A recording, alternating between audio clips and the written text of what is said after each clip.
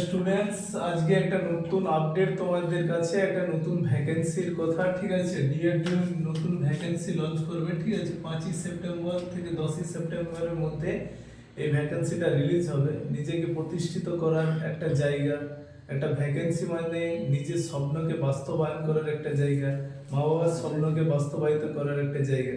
তো হার ভ্যাকেন্সির আপডেট আমাদের চ্যানেলে, এই কেরিয়ার স্টাডি ইউটিউব চ্যানেলে তোমরা পেতে থাকবে। ঠিক আছে, এই চ্যানেলে তোমরা আপডেট পেয়ে যাবে বিভিন্ন ভ্যাকেন্সির। এছাড়াও ক্লাস করানো হয়, ম্যাথের ক্লাস হয়, রিজনিং এর হয় এবং স্ট্যাটিক জিকে থেকে শুরু করে জিকে এর ওভারঅল ক্লাস এখানেই করানো হবে। ঠিক আছে, তো যাই হোক, আজকে যে ভ্যাকেন্সিটা হচ্ছে সেটা হচ্ছে ডিআরডিও এর পক্ষ থেকে, ডিআরডিও রিক্রুটমেন্ট। ঠিক আছে, ডিআরডিও মানে তোমরা জানো ডিফেন্স রিসার্চ ডেভেলপমেন্ট অর্গানাইজেশন।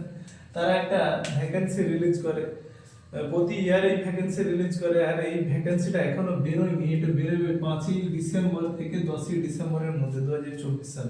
ঠিক আছে, এটা এরা কি ডিআরডি এর একটা সুবিধা কি, এরা 6 মাসে এদের জয়েনিং কমপ্লিট করে নেবে। তাহলে তুমি ভাবো, অ্যাপ্রক্স যদি তোমার ডিসেম্বরে ভ্যাকেন্সিটা রিলিজ হয়, তাহলে 6 মাসের মধ্যেই তোমার সব চাকরিটা তুমি পেয়ে যাবে।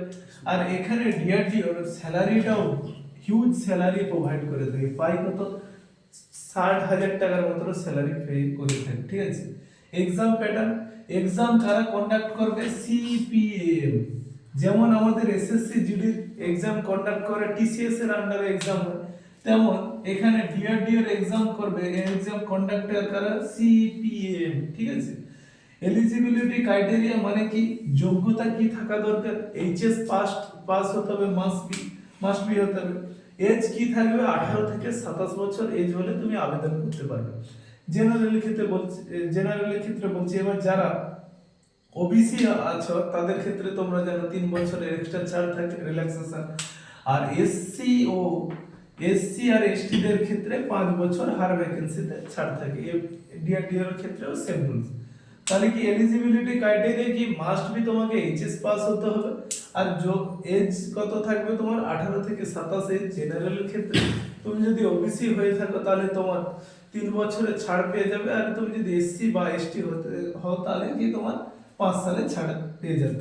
এবার এখানে কি কি পোস্টের জন্য তুমি আবেদন করতে পারো, একটি অ্যাসিস্ট্যান্টের একটা পোস্ট আছে, 2 নম্বর কি অ্যাডমিনিস্ট্রেটিভ আছে, তারপর কি স্টেনো 1 স্টেনো 2 আছে, তারপর কি স্টোর কিপার আছে, সিকিউরিটি স্টোর কিপার এখানটায় হতো,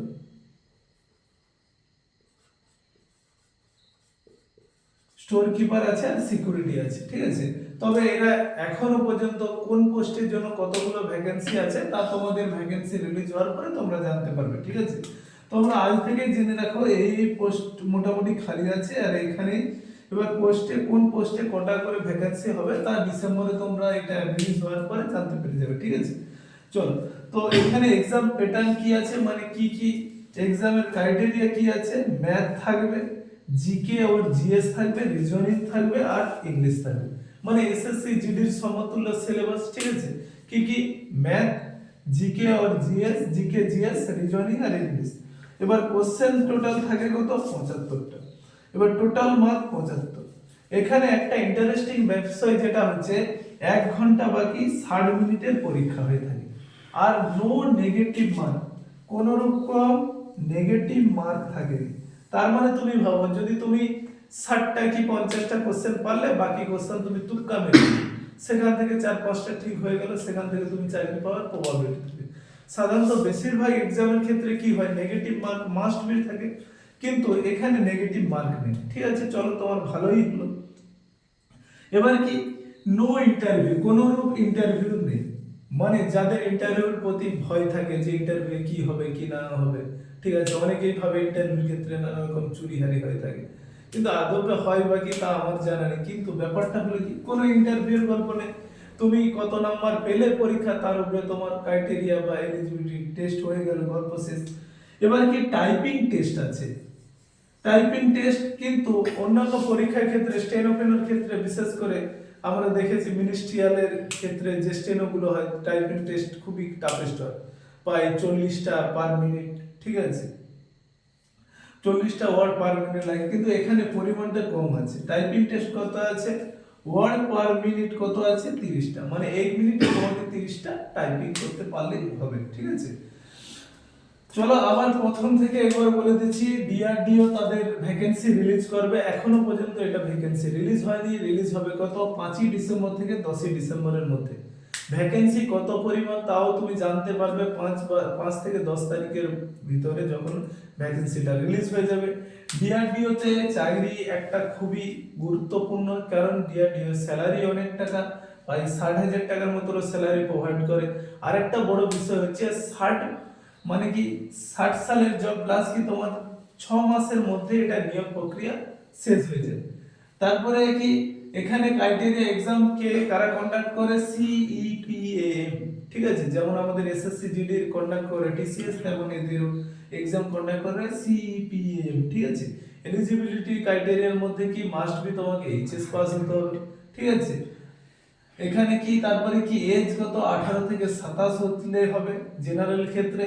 তারপরে কি এ ওবিসি দের জন্য এক্সট্রা 3 সালের, আর এসসি এসটি দের জন্য 5 ইয়ার রিল্যাক্সেশন থাকবে। পোস্ট কি অ্যাসিস্ট্যান্টের পোস্ট আছে, অ্যাডমিনিস্ট্রেটিভ পোস্ট আছে, steno 1 steno 2, store keeper, security আছে। এক্সাম প্যাটার্ন কি আছে, ম্যাথ থাকবে, জিকে জিএস থাকবে, রিজনিং আর ইংলিশ থাকবে, যেমন এসএসসি সিলেবাস, ঠিক আছে। টোটাল কোশ্চেন থাকবে 75টা পার কোশ্চেন, তাহলে 1 নাম্বার করে 75 মার্কের হবে। টাইম কত লাগবে, 60 মিনিটের পরীক্ষা, কোনো নেগেটিভ মার্ক নেই। তারপরে কি নো ইন্টারভিউ, কোনো ইন্টারভিউ নেই, কিন্তু টাইপিং টেস্ট রয়েছে, কি ওয়ার্ড পার মিনিট 30টা, মানে 1 মিনিটে তোমাকে 30টা ওয়ার্ড টাইপিং করতে হবে। চলো এইভাবে নেক্সট যদি কোনো ভ্যাকেন্সি আসে আবার আমাদের এই চ্যানেলে দেওয়া হবে, ঠিক আছে। রিসেন্টলি শোনা যাচ্ছে যে বিআরও বর্ডার রোড অর্গানাইজেশনে একটা পোস্ট রিলিজ হচ্ছে, ঠিক আছে, ওটাও আমি আমার চ্যানেলে ইউটিউবের মধ্যে প্রোভাইড করে দেওয়া হবে, ঠিক আছে। চলো goodbye, thank you for watching my YouTube channel.